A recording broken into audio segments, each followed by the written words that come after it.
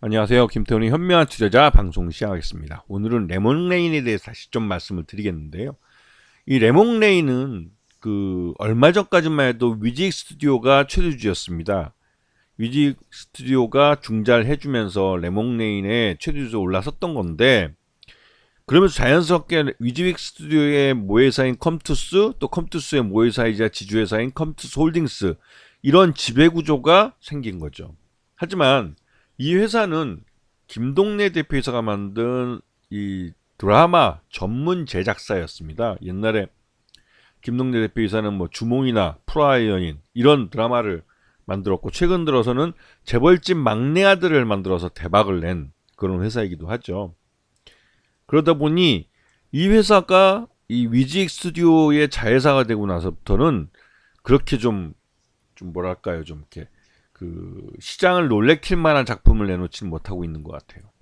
자, 그리고 이 레몽레이는 드라마 전문 회사로서 지금까지 많은 작품들을 내놨고, 최근 들어서는 이 코로나가 벗어난 이후에 드라마 제작 편수가 갑자기 늘어나면서 실적이 좋아질 수 있는 가능성이 그 어느 때보다 높아진 겁니다.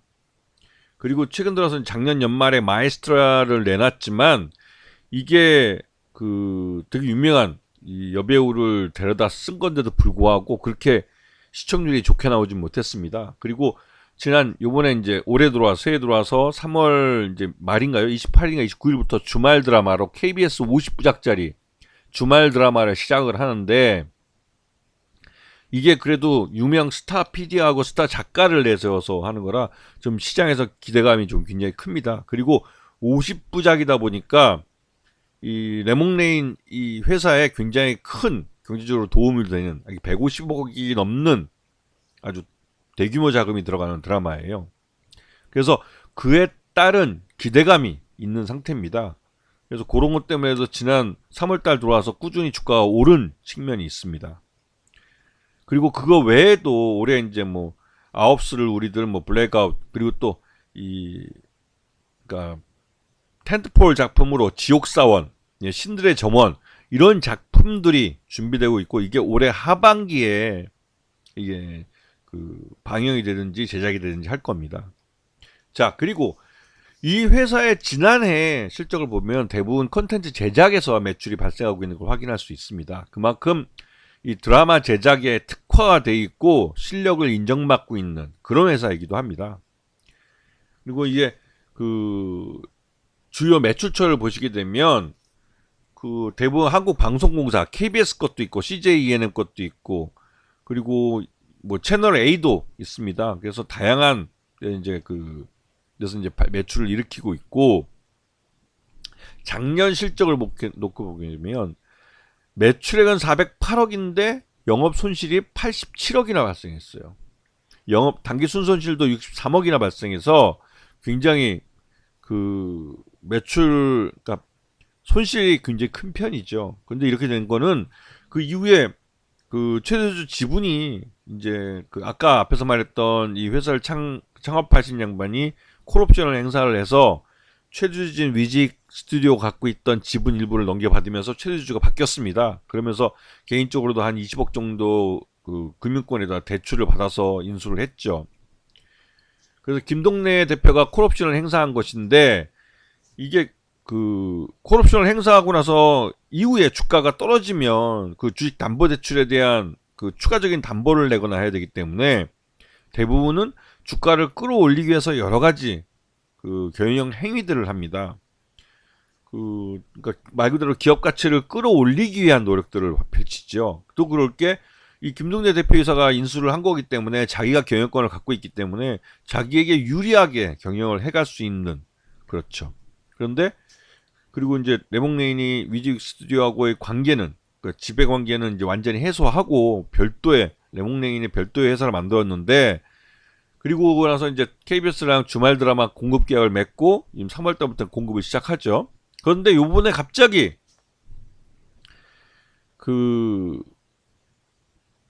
보통주 292만 주를 발행하는 제3자 배정 유상자를 발표를 했습니다. 거의 290억 정도를 지금 받아오는 건데, 이게 따지고 보면 이 와이드 플래닛하고 이정재 씨, 이정재 배우죠. 배우자 이제 감독까지 하신 양반인데 이 사람들을 대상으로 해서 290억의 유상자를 실시하고 이 유상자가 끝나고 나면 잠재적으로 1년 동안 이제 보위에서 되기 때문에 이거를 이제 행사를 하지 못하지만 잠재적으로 이정재 그러니까 배우가 대표로 있는 와이더 플래닛이라는 회사가 이 그 레몽레인의 최대주주가 됩니다. 그리고 그 박인규 이대주의 대표이사인 박인규 즉 이대주라는 게 위직 스튜디오인데 이 박인규 대표가 또 여기에도 또 참여하고 있어요 개인적으로. 그래서 1년 후에 이 보호의 이제 1년 후까지는 이제 이 전환사채가 행사되지 않고 있다면 전매 제한 조치 때문에 이제 계속 보유하고 있어야 되는데 이들이 이제 그 주식으로 전환한 거를 실시하면 레몽레인의 경영권이 와이더 플래닛이 넘어가게 되는 거죠.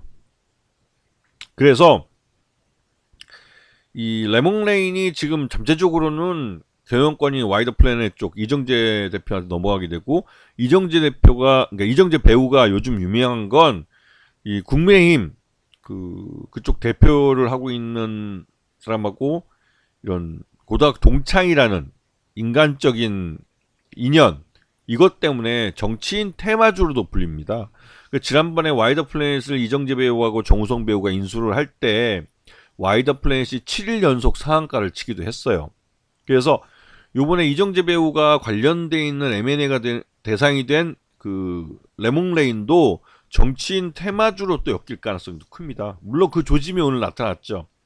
이 제3자 배정 유상자를 해주겠다고 발표를 하고 290억이라는 돈이 레몽레인에 들어가기 때문에 레몽레인은 말 그대로 290억의 유동성을 확보하게 된 겁니다. 이건 굉장히 안정적인 거죠. 요즘같이 경기 침체에 그 말 그대로 이제 금리를 높은 상태에서 이자 한 푼 안 나간 그 전환사채를 290억 원 발행해서 290억 원이라는 현금을 확보할 수 있는 거는 그 확보한 회사는 당장 망할 염려가 없어지기 때문에 그런 부분 때문에도 주가는 튀어오르곤 합니다. 그리고 실제로 튀어올랐고 상한가를 쳤습니다. 그래서 이 레몽레인 같은 경우는 지금 290억이라는 자금이 들어왔기 때문에 그것 때문에도 기업 가치가 개선되는 효과를 나타낼 가능성이 커요. 그리고 지금 현재 그 요번 달 말에 KBS에서 주말 드라마로 방영하는 이 드라마에 대한 50부작짜리 드라마에 대한 그 기대감도 있는 상태입니다. 그런 면에서 절묘하게 타이밍이 잘 맞아떨어진 거죠. 레몽레인 같은 경우는 나름대로 그 요즘 그 시장 내 다양한 M&A 관련해서 다양한 뉴스들을 내놓고 있어서 레몽레인은 말 그대로 좀 시장에서 관심이 많은 시장 참여자들이 관심을 많이 가질 수밖에 없는 종목이 돼버린 겁니다. 시장에서 소외주라고 하면 아무리 좋은 호재성 재료를 내놔도 아무도 그걸 떠보지 않기 때문에 호재성 재료가 나왔는지도 모르는 종목이 되는 경우도 있어요. 하지만 그에 비해서 레몽레인은 작은 뉴스라도 이정재 배우나 나름대로 좀 TV로 이제 인기 있는 TV 드라마나 이런 것들이 계속 사람들이 노출되는 재료들을 호재성 재료를 내놓기 때문에 레몽레인은 그런 면에서 굉장히 유리한 측면이 있습니다. 제 지난번에도 이 레몽레인이 주인이 바뀌고 나서 드라마 제작사로서의 본연의 그 실력을 발휘해서 나름대로 또 좋은 주가를 보여줄 수 있다라고 말씀을 지난 1월 달인가 2월 달에 방송할 때 말씀드렸었는데 그리고 나서 지금 이정재 배우까지 참여하면서 이 레몽레인에 대해서는 이제 정치인 테마주로까지 이제 비춰질 가능성이 크죠. 왜냐면 상한가를 빵 쳤기 때문에 이제 시장에서는 뭐 시장 참여자들 중에 그런 테마주를 좋아하시는 분들은 이건 정치인 테마주다라고 생각하시는 경우도 있을 거예요. 물론 이래서 주가가 급등을 하면 뭐 지난번에 와이더 플래닛이 7일 연속 상한가를 친 것처럼 얘도 며칠 갈 수가 있겠죠. 그런데 그러기에는 이 레몽레인은 출발하는 주가대가 좀 비싼 가격대예요. 일반인들이 볼 때 한 주당 14,930원이니까 이제는. 그리고 실제로 이 와이더 플래닛 그러니까 레몽레인 같은 경우는 이 KBS 주말 드라마를 방영하는 그 호재성 재료가 앞에 있기 때문에 그런 것들하고 시너지를 내서 당분간은 그 주가가 계속 우상향할 가능성이 큽니다. 하지만 이게 단기간에 이런 게 나타나면 실적으로 뒷받침이 되지 않으면 급등한 것만큼 급락을 하게 돼 있어요. 그런 부분을 잘 주의해서 이 레몽레인이라는 종목들을 잘 보시면 이런 재료가 있고 또 그 재료를 뒷받침할 만한 그 시장 여건들, 뭐 이것 같은 여러 가지 호재성 재료가 있죠. 앞에 제가 방송할 때 말씀드렸던 그런 자기 사업과 관련된, 그러니까 아싸리 그냥 그 아무 상관없이 그냥 무슨 시장에서 뭐 인기 있는 테마주를 사업 목적으로 추가한다 이런 게 아니라 자기 사업에서 자기의 능력으로 실적을 만들 수 있는 일을, 즉 여기 같은 경우는 KBS 주말 드라마 50부작짜리 한다든가 이런 일을 하면서 그런 호재성 재료가 있고 이건 실적과 바로 연결되는 사안입니다.